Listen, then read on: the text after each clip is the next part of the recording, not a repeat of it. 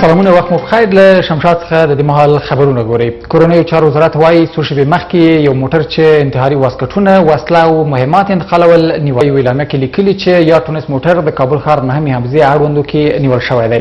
وزارت ویلي د کابل پولیسو له ټونس 12 ځانمرګي واسکټونه، 2 میله کلاشنیکوف، لاسي بمونه او نظامي تجهیزات ترلاسه کړي.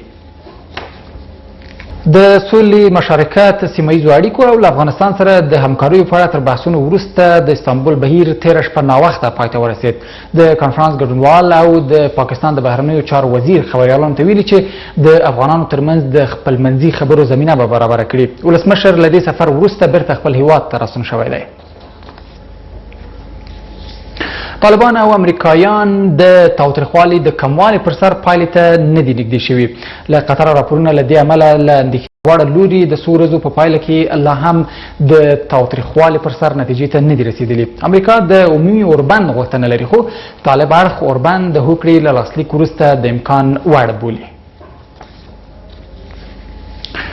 ټاکنو کمیسیون یو ځل بیا ډاډ ښودلی چې د موټریزینو او ټاکنیزو ټکټونو تر فشار لاندې نه راځي او له قانون او طرزالعمل سره سم به پایله اعلان کړي. ټاکنو کمیسیون وایي موټریزینو شکایتونو او پوښتنو ته یې ځواب ویلی او خپل کار ته به دوام ورکړي. له دې سره مشرانو جرګې کې ځینو وکیلانو اندېښنه ښودلې چې د ټاکنو د پایلو اعلان ځنډ به بحران رامنځته کړي.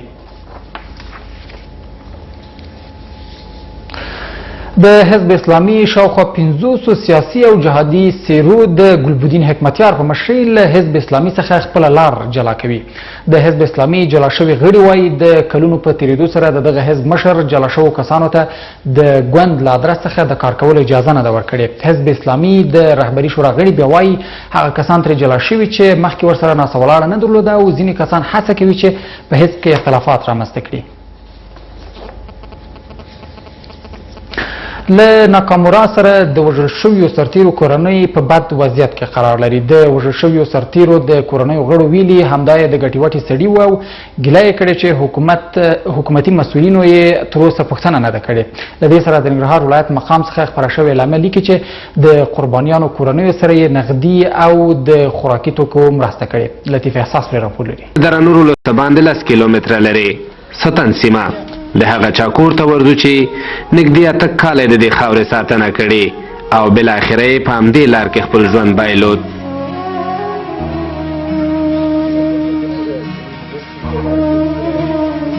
د عبدالقدوس کور ته روان یو.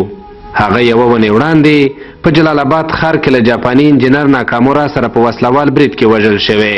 د عبدالقدوس کور ته په رسېدو مو لومړی سترګې په هغه دیره برابرې شوې چې د هغه فاتحه پکې اخیستل کېده.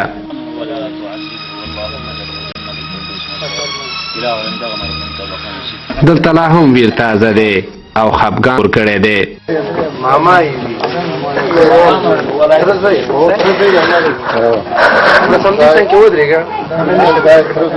عبدالقدوس 27 کاله عمر درلوده او نږدې 8 کاله له ناکامورا سره د هغه د امنیت په برخه کې ملګری و. د عبدالقدوس میرمن کونډه او یوه کوچنۍ لور یتیمه پاتې شوه. ورور یې عبدالودود له عمر کم دی او پیښې دومره دردولی چې آن خبرې نشي کولی. کاکا یې را سره خبرې کړي دي.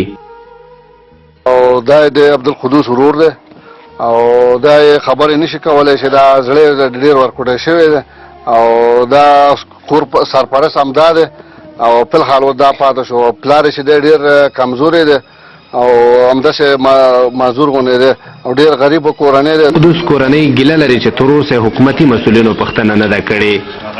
زمونږ به دا نور شهیدان د امبولانس او د تابوت مصرف او دا استحکامي کول. والي صاحب راغله او زمونږ خواته او د جاپاني چې وکته او هغې نه بعد چې زمونږ د افغانان چې شهیدانو او دې خواته بالکل رامنله، بالکل تپوس یې ونه کړه. نه کومندان صاحب راغله نه والي صاحب راغله. د عبدالقدوس سره بل وژل شوی ملګری سید رحیم نومیږي چې کور د همدې ولسوالۍ په شوکیالۍ سیمه کې دی. دلته هم تر اوسه د خلکو له سترګو اوښکې نه دي درېدلي. هغه بیا 12 کاله له ناکامورا سره ساتونکی و. سید رحیم عمر درلوده، یوه میرمن او 6 ماشومان یتیمان پاتې شول. پلار یې وایي سید رحیم ته یې د ورور کونډه پاتې وه او ورور یې هم د پوځ په لیکو کې خپل ژوند بایللی و. یو زوی د کوژده کړی و او هغه مړ شهید شو او هغې ښځه دې ته م نکاح کړ او دې نه شپږ بچیان یې وشو او پورې راغلی و بس 12 کاله وظیفه یې وکړه او شهید شو. د دواړه وژل شویو سرتیرو کورنۍ بیا وایي د پیښې عاملین د پیدا او په عام محضر کې اعدام شي. یو مطلب دا د هېواد دپاره ملک دپاره خدمت یې کوو د جاپان د ملکو نو مطلب دا دی چې لاول خو موږ په دې باندې ډېر دغه چې موږ د هغې امنیت ونه ساتلی شو. دې ته به سزا داسې ورکوي چې بیا کار ونه کړي چې داسې اعدام کړي چوک کې. دا کار خو نه کېږي انشاءالله د افغانستان خلک او له عبدالقدوس او سید رحیم سره نور ملګري یو د لوګر بل د لغمان او بل د ننګرهار د سرو رود ولسوالۍ اوسېدونکي وو. د درنور ولسوال وایي د وژل شویو سرتیرو کورنۍ خورا کمزوره اقتصاد لري او پکار ده چې لاسنیوی وشي. سربازانو نو زما د هغه اشخاصو نه چې سرمایه‌داري زه د مدني ټولنو نه د هغه سرمایه‌دار خلکو نه د هغوی نه دا غوښتنه کوم چې دا غریب ولس دی او غریبانان بېګناه شهیدان شو. ښه خبره دا ده چې دوی یو څه کومک ورسره وکړي. له دې سره ولایت مقام کې بیا د هر وژل شوي سرتیري سره د ارګ له لورې 100 افغانۍ نغدي او هم د خوراکي توکو مرسته وشوه. عبداللطیف احساس، شمشاد راډیو تلویزیون، ننګرهار. مشرانو جرګه د سولې په برخه کې د 11 کسیزه کمیسیون د جوړېدو لپاره کار کوي. د مشرانو جرګې ځینې غړي اندېښنه لري چې د سولې له خبرو څخه ملت او ملي شورا خبره نه ده او هغه څه چې اړتیا وي کمیسیون به یې ترسره کړي. سناتورانو دغه راز د سولې په خبرو هم نیوکې وکړي چې له روانو خبرو هیڅوک خبر نه دي.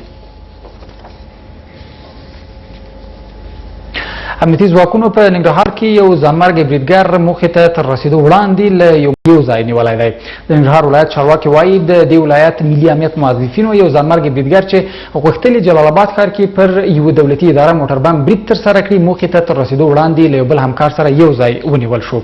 ځانمرګی بریدګر ریاض چې په صدام حسین مشهور دی ویل د جهاد په خاطر ځانمرګي برید ته چمتو شوی و او غوښتلې بهرنیانو باندې ځانمرګی برید وکړي خو اوس نه پوهېدو چې د پلان جوړونکو پلان کوم ځای و. د یونسکو د معلوماتو له مخې افغانستان کې د 2011 کال په پرتله اوس د سوات زده کړې کچه 6% پورته شوې. سره له دې چې د یونسکو شمېر زیاتوالی ښیي خو د پوهنې وزارت وایي د سوات زده کړې پروګرامونه په ډیریو ولایتونو کې سم نه پلي کېږي. د سوات زده کړې کورسونو د مسؤلینو ترمنځ د نه همغږي هغه لامل دی چې ځینو ولایتونو کې د کورسونو فعالیت کم کړی.